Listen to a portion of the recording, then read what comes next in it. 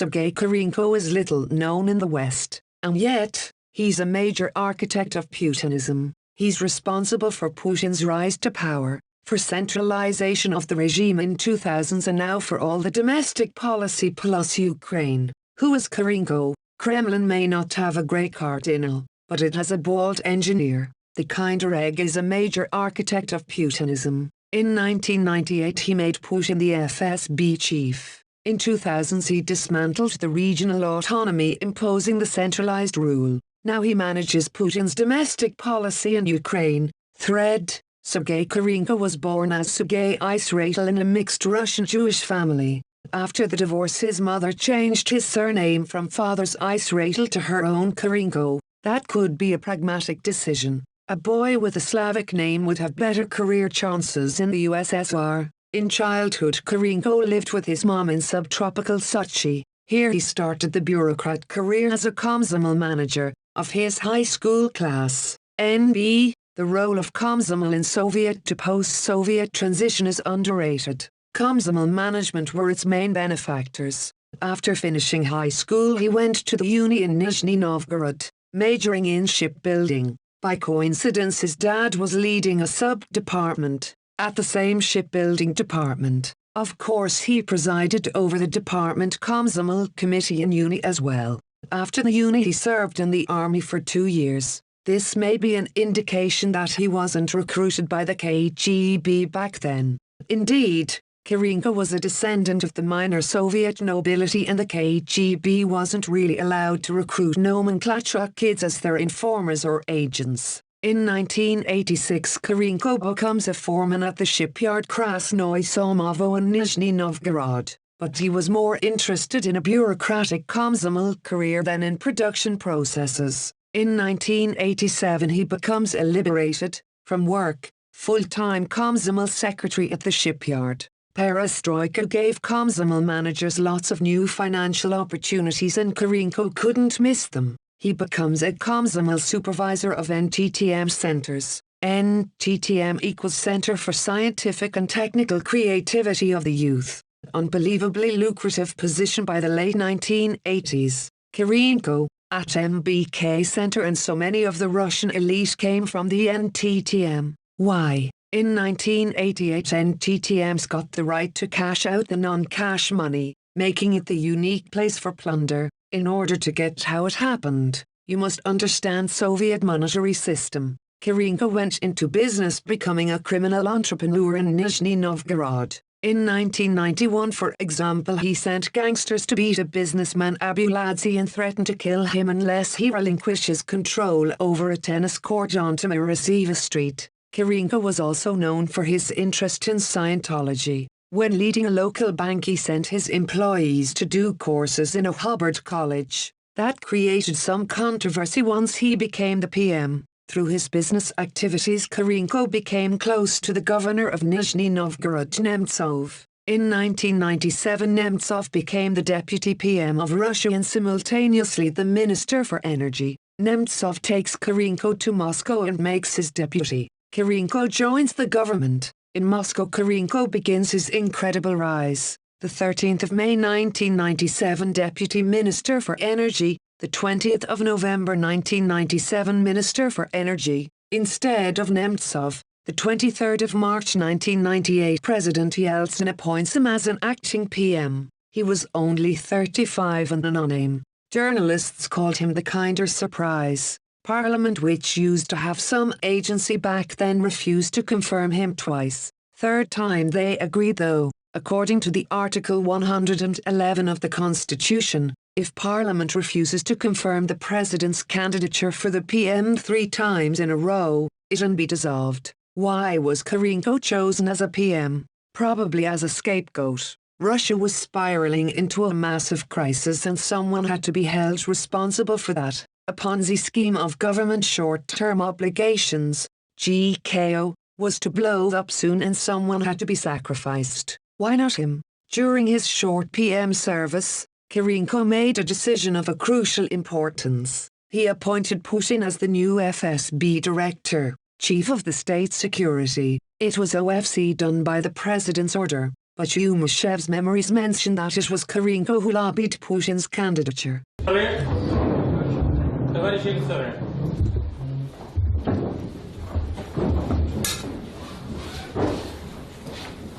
Добрый день, уважаемые коллеги. Я должен выполнить поручение президента и представить вновь назначенного директора Федеральной службы безопасности Владимира Владимировича Путина. Указ подписан Борисом Николаевичем в субботу. Ну а начать я безопасности. Выбор Владимира Владимировича Путина не случайен. Это профессионал, человек по всему спектру задач, стоящих перед Федеральной службой безопасности, имеющий опыт. Он профессиональный разведчик, что позволяет ему знать и успешно реализовывать задачи, связанные с пресечением разведдеятельности других государств. Нам предстоит с вами большой и серьезный труд. Важнейшей здесь задачей является кадровое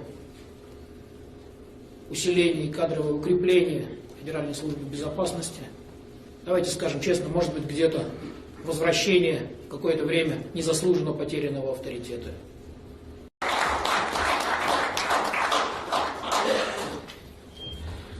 Для меня возвращение на работу в органы безопасности – это возвращение в свой родной дом.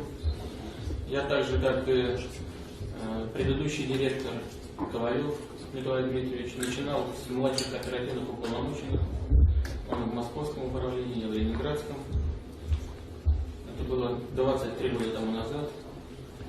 Повторяю, для меня это родные стены. Но это и огромное доверие со стороны президента страны, со стороны правительства. Явлено.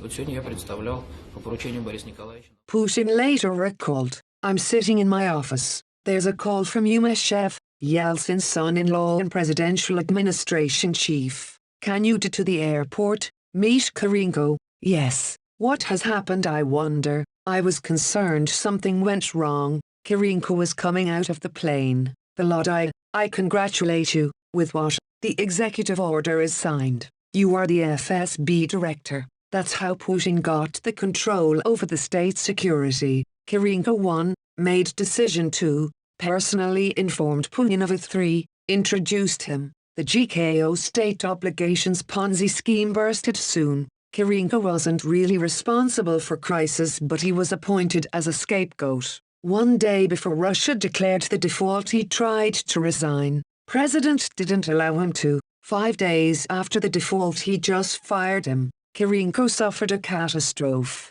After becoming the youngest PM in Russian history at just 35, he lost everything. He tried to run for a mayor of Moscow, but unsuccessfully. Tried to launch his own party, the SPS, but with limited success either. His career seemed to be over. It was the Putin's succession that made Kirienko's fortune. First of all, Putin never forgot a man who made him the FSB chief. Second, with Putin's succession, rules of game changed. Public politics were over, and the era of management and technocracy commenced. Kirienko loved it. In 2000, Putin started to reorganize the country, dismantling the regional autonomy and imposing the centralized rule. The problem was that many regions were run by independent governors, who didn't fully submit to the new regime. They needed to be put in line. In order to put governors in line, Putin invented the new institution, the federal districts.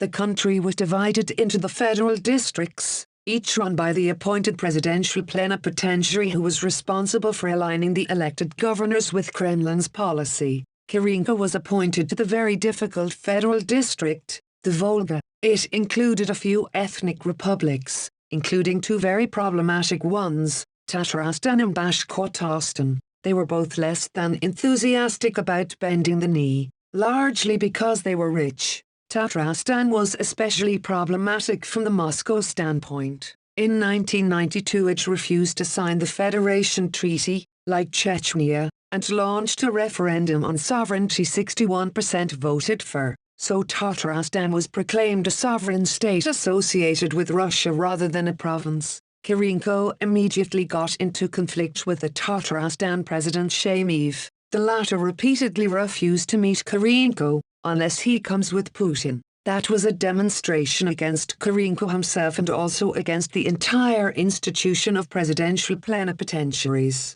Kirienko was a centralizer and thus the enemy of the regional elites. His position of a Moscow appointee shaped his policies, and yet, back in the 2000s he weaponized the liberal rhetorics in his centralizing crusade. For example, he accused Tatarstan of state capitalism. In many economic respects, Tatarstan Republic is acting as the Tatarstan Incorporated. It plays by the market rules with the outside world, and by non-market rules inside. For example, in petrochemical industry, enterprises have to sell raw materials to refineries at below market prices. It's a good illustration of how the Moscow elites would weaponize whatever fashionable rhetorics in their quest to grab more powers. Back in the 2000s, economic liberalism was fashionable, so they would present themselves as the true market-oriented force. Rhetorics don't matter. While Tatarstan could, initially,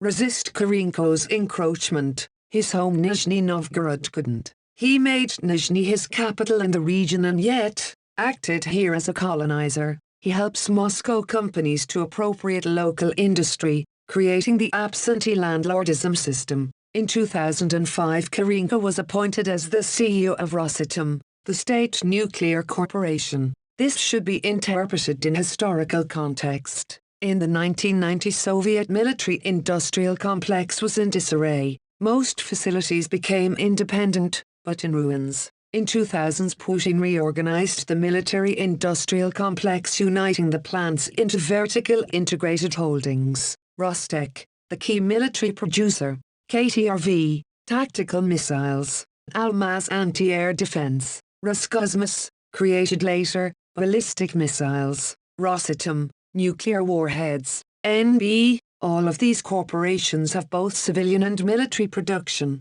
That's the legacy of Soviet industry, which was initially built as dual use. Rosatom has civilian production, too, for example nuclear power plants, but it has huge military importance for the deterrence system. On his position, Kirienko became known as not bad manager. Don't take me wrong, he's not brilliant. He'd never be able to build a complex company himself, but at least he was able not to destroy the one he was appointed to. That's something. That makes him better than many others. Kirienko was unhappy about the Rosatom job, seeing it as an exile. In 2016 he had a chance to return to Kremlin, as the deputy head of the presidential administration. On this position, Kirienko concentrated power far exceeding the one of his better-known predecessors like Surkov. Until 2022 Kirienko didn't invest much in his PR, preferring to stay in shadow. I would thus argue that his role is underrated. He's a key player of the late Putinism and one of the major driving forces behind this war. But I'll cover it next time. The end of thread.